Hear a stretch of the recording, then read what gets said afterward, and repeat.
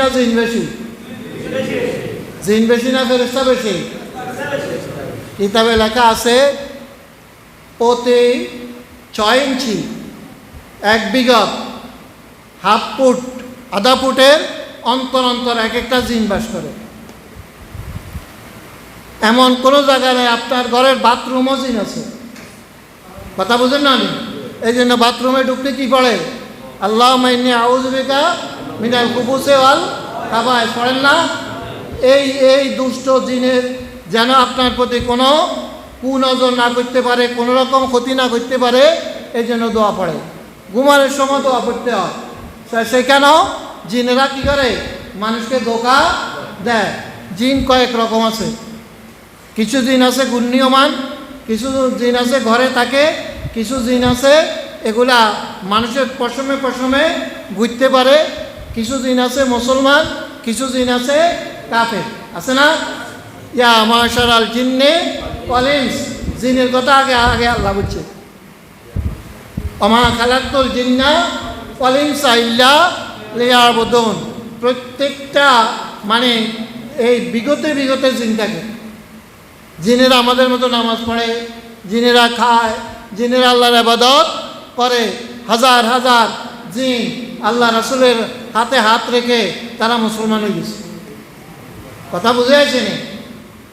আমাদের ভারতবর্ষে আতাউল্লাহ বুখারী উনি নামাজ পড়তেছেন ইতিহাস, হঠাৎ করে উনি নামাজরত অবস্থা দেখতেছেন একটা বিষাক্ত সাপ ওনার দিকে তেড়ে আসতে আছে। উনি নামাজ ছেড়ে দিয়া এক পর্যায়ে লাঠি আনি ওই সাপটাকে মেরে ফেলছেন। এরপরে মারার পরে উনি বাকি আবার নামাজে নিয়ত করছেন। নিয়ত করার পরে দেখে নামাজের অবস্থা জিনেরা তাকে ঘেরাও করে দিচ্ছে। নামাজ শেষ করার পরে তখন এক জিন বলতেছে, আপনি আমাদের জিনের একমাত্র সন্তানকে হত্যা করছেন, আপনার উপরে কেসাস হবে, আপনাকে এখান থেকে এখন নিয়ে যাওয়া হবে। তো ওনাকে এখান থেকে নিয়ে যাওয়া হয়েছে এমন এক শহরে যেখানে কোনো মানুষের কোনো বন্দোবস্ত নাই, শুধু তাদের রাজত্বায় তাদেরকে দেখা যায়, আর বিরাট এক লাশ শোয়াই রাখছে। এখন ঋণের বাদশাহ আসি ওনাকে বলল যে আতাউল্লাহ, তুমি আমার সন্তানকে হত্যা করছ, এখন তোমাকে হত্যা করা হবে। উনি বললেন, আমাকে একটু কী করেন, আমাকে একটু কথা বলার সুযোগ দেন। তা বলো। কথা হইল এই, আল্লাহ রাসূল মুহাম্মদ রাসূলুল্লাহ সাল্লাল্লাহু আলাইহি সাল্লাম বলছেন, নামাজরত অবস্থায় যদি কোথায় আগুন লাগে, নামাজ ছেড়ে আগুন নিভানো যায়। কোথাও কেউ যদি পানিতে পড়ে যায়, দেখা যায় নামাজ ছেড়ে তাকে উদ্ধার করা জায়েজ আছে। আর যদি কোনো হিংস্র জানোয়ার যদি কাউকে দংশন করতে আসে, তাহলে নামাজ ছেড়ে দিয়ে তাকে হত্যা করা ওয়াজিব। কথা বুঝে আসেনি? আমি তো আপনার ছেলেকে হত্যা করি নাই, আমি তো একটা বিষাক্ত সাপকে হত্যা করছি। উনি বলে, আপনি কি জানেন না যে জিনেরা সাপের সুরটা বেশি ধরে? যখন মানুষের খপ্পরে পড়ে যায় তখন কি করে? সাপের সুরত ধরে তারা পথ অতিক্রম করে। তাদেরকে তো আপনি চলে যাও কথাটা বলতে হয়। এরকম কোনো মসজিদ মাদ্রাসা আপনি যদি আপনার সন্দেহবশত এরকম পড়ে, আগে বলতে হবে লা হাওলা ওয়ালা কুওয়াতা ইল্লা বিল্লাহ। এখান থেকে যদি তুমি সাপ না হও তাহলে এখান থেকে দ্রুত চলে যাও। উনি বললেন, আমি নামাজরত অবস্থায় এই কথা বলার আমার কোনো সুযোগ ছিল না। কথা বুঝেননি?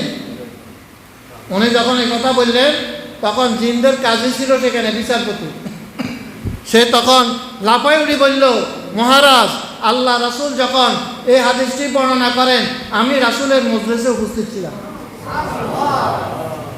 শুধু তাই নয়, আমি হযরতে মুসা আলাইহিস সালামের যুগে আমি তাদেরও কি ছিলাম? বিচারপতি ছিলাম। সুবহানাল্লাহ কইতেন না? কারণ জিনেরা অনেক বেশি হায়াত পায়, 1000, 1500, 2000 বছর পর্যন্ত তারা হায়াত পায়। এরপরে তাকে সশরীরে আবার কি করছে? আবার তাকে দেবন্দ মানে কেলকাটা আনি তাকে এই তার মসজিদে আবার তাকে দিয়ে গেছে। তো যেটা বলতে চাইছিলাম সেটা হলো এই যে আপনার আল্লাহর মানে এই জমিনে শুধু মানুষ নয়, মানুষের সাথে অগণিত জিন আছে যারা আল্লাহর ইবাদত করে। এই জন্য আল্লাহ প্রথম জিনের কথা বলছে, ওমা খালাকুল জিন্না ওয়াল ইনসা ইল্লা লিয়াবুদুন। আমি জিনকে এবং মানুষকে একমাত্র শুধুমাত্র কেবলমাত্র আমার ইবাদতের জন্য তৈয়ার করছে। এরপরে ফেরেশতা, ফেরেশতার সংখ্যা মানুষ থেকে হাজার হাজার কোটি কোটি গুণে বেশি। কেমনে? এক একটা মানুষের কাঁধে থাকে দুইজন। কয়জন? কিরামান কাতিবিনা ইয়ালামুনা মা তাফআলুন। কয়জন?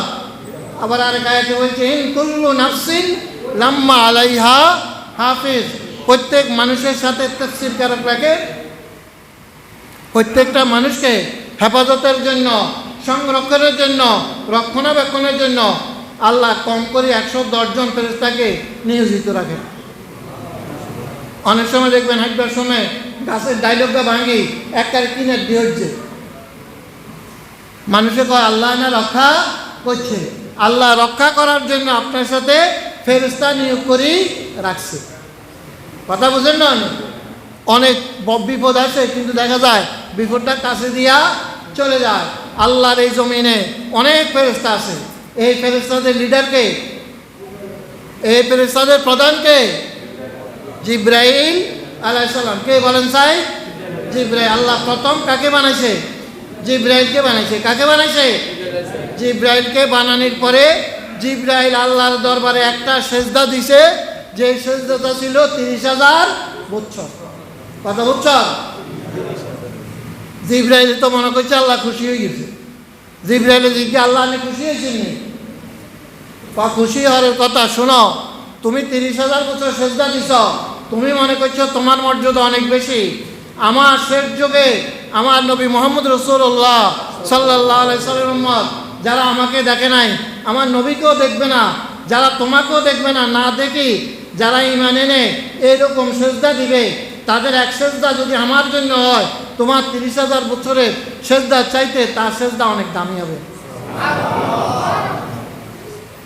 কথা বুঝেন না? কারণ এই সেজদা একমাত্র কাকে দেওয়া যায়? আল্লাহকে দেওয়া যায়। এই জিব্রাইল ওনারও লিডার ছিল একজন, মিকাইল তারও নেতা ছিল একজন, ইসরাফিল তার নেতাও ছিল একজন, কোটি কোটি ফেরেশতার নেতা লিডার ছিল একজন। কে? ইবলিস। কে? সাইয়্যিদুল মালাইকা। এখন কি ফেরেশতা আছে? না লিডারগিরি আছে, না তার কোনো এদের করে কোনো ক্ষমতা আছে? আসেনি? লানাতুল্লাহ, আল্লাহ লানতের তবকানিয়া সে জমিনে আছে। এবং হাসরের ময়দানে বিচারের পরে সবচেয়ে বেশি কঠিন শাস্তি হবে এই ইবলিসের। কথা বুঝেন না? শয়তানের দিক দিয়া শ্রেষ্ঠ ইবলিস, ফেরেশতাদের মধ্যে শ্রেষ্ঠ হইল কে? জিব্রাইল আলাইহিস সালাম। এই জিব্রাইল, এই মিকাইল, এই ইসরাফিল, এই আজরাইল, এই কিরামান কাতিবিন, মুনকির নকির সবাই সেজদা করছে কাকে? কাকে? আদম আলাইহিস সালামকে। কাকে?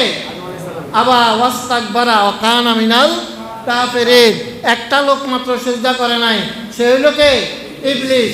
একটা সেজদা না করার কারণে তার জীবনের হাজার হাজার লক্ষ লক্ষ বছরের ইবাদত আল্লাহ তাকে কি করে দিয়েছে? ধ্বংস করে দিয়েছে। অর্ডার অমান্য করছে কয়টা?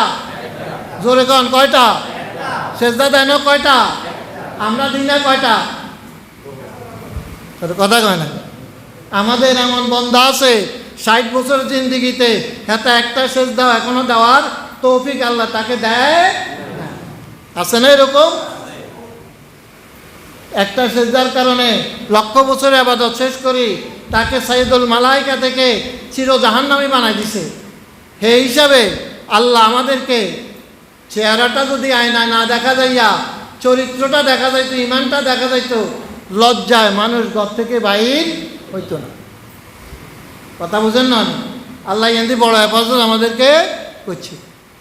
আল্লাহ সবাইকে, এই যে আমাদেরকে আল্লাহ আশরাফুল মাখলুকাত বানাইছে, সম্মানিত বানাইছে, অনেক জাতিরে বান্দর বানাইছে, শুকুর বানাইছে, চেহারা পাল্টাই দিছে, গজব দিয়া শেষ করে দিছে, আজাব দিয়া তলাই দিছে, জমিনকে উল্টাই দিছে, বিজলি দ্বারা হালাক করে দিছে। আল্লাহ আমাদেরকে দে এত অপরাধের পরও সহি সালামতে আল্লাহ যে রাখছে, এই শুকরিয়া আদায় করি তো শেষ করা যাবে না। তা আল্লাহ আমাদের সবাইকে যতদিন বেঁচে থাকে আল্লাহ যেন আমাদেরকে এই কপাল দিয়া আল্লাহকে সেজদা করতে পারি, আল্লাহ সেই তৌফিক আমাদেরকে দান করুক। আল্লাহ আমাদের সবাইকে ইমানের উপরে অটল থাকার, ইমানের উপরে বেঁচে থাকার তৌফিক দান করুক। এবং যেটা বলছিলাম সেটা হলো সেই কিয়ামতের ভয়াবহ অবস্থায় যখন কোনো ছায়া থাকবে না, আরশের ছায়া ছাড়া, আল্লাহ যেন আমাদের সবাইকে আরশের নিচে একটু জায়গা করে দেন।